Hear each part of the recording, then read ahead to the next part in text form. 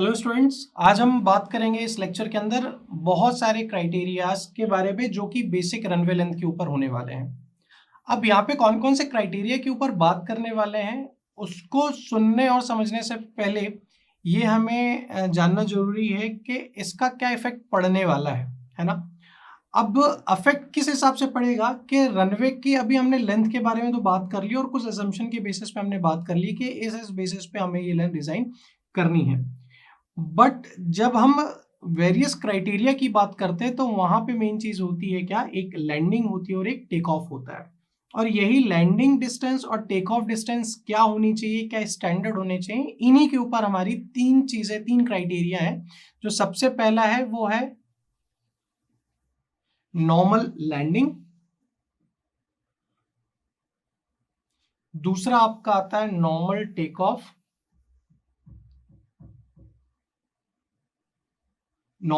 Of, और तीसरा आपका आता है स्टॉपिंग इन इमरजेंसी।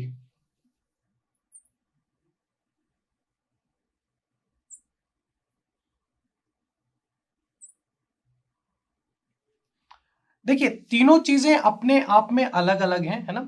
अब यहाँ पे नॉर्मल लैंडिंग है तो यहाँ पे क्या चीजें बदलेंगी, कैसे चीजें हमें समझनी होंगी, थोड़ा सा कोशिश करते हैं, ट्राई करते हैं। सपोज ये मेरा आपका पूरा का पूरा रनवे है ना, ये पूरा का पूरा रनवे है और ये पूरी की पूरी हमारी क्या है, लैंडिंग डिस्टेंस है, रनवे की लैंडिंग डिस्टेंस है। तो नॉर्मल लैंडिंग के लिए इस पूरी की पूरी लैंडिंग डिस्टेंस का 60% स्पेस हमें चाहिए रहता है। और ये 60% स्पेस लैंडिंग का चाहिए रहता है उस टाइम पे ये जो एरोप्लेन यहाँ पे होने वाली है आपकी, उसकी जो हाइट होगी वो कितनी होगी, 15 मीटर होनी चाहिए। ये आपका स्टैंडर्ड बोलता है। ये आपका क्या हो गया, एलओडी लैंडिंग डिस्टेंस, हमें 60% स्पेस चाहिए होता है और उस टाइम पे इसकी हाइट कितनी होनी चाहिए, इस एरोप्लेन की 15 मीटर होनी चाहिए।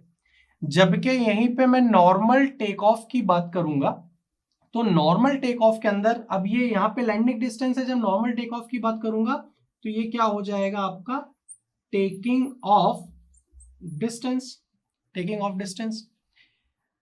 तो अब इस टेकिंग ऑफ डिस्टेंस का थोड़ा सा इसका स्पैन को और बढ़ाते हैं, 115% डिस्टेंस आपको चाहिए रहेगा। 115% टेकिंग ऑफ का डिस्टेंस चाहिए, टेकिंग के लिए चाहिए रहेगा। और उस वक्त ये जो एरोप्लेन की हाइट थी नॉर्मल लैंडिंग में 15 मीटर थी, इस केस में कितनी हो जाएगी, 10.5 मीटर हो जाएगी। तो एक तो हो गया नॉर्मल लैंडिंग, दूसरा normal take off. Normal landing के अंदर 15 मीटर की ऊंचाई होनी चाहिए और लैंडिंग डिस्टेंस का 60% होना चाहिए। जबकि नॉर्मल टेक ऑफ के अंदर क्या होगा, टेकिंग ऑफ का 115% जो स्पेस है वो होना चाहिए और उस वक्त जो है वो 10.5 मीटर की हाइट होनी चाहिए एरोप्लेन की। इन दोनों के बीच में जो मेरा एक पॉइंट आया, स्टॉपिंग इन इमरजेंसी। बट जब बात करें इमरजेंसी की तो उस कंडीशन में हम क्या करें, तो वहां पे मेरा एक टर्म आता है जो कि इस टेक ऑफ और लैंडिंग डिस्टेंस के बीच में एक पर्टिकुलर स्टॉप वे या फिर क्लियर वे हमें प्रोवाइड कराना होता है।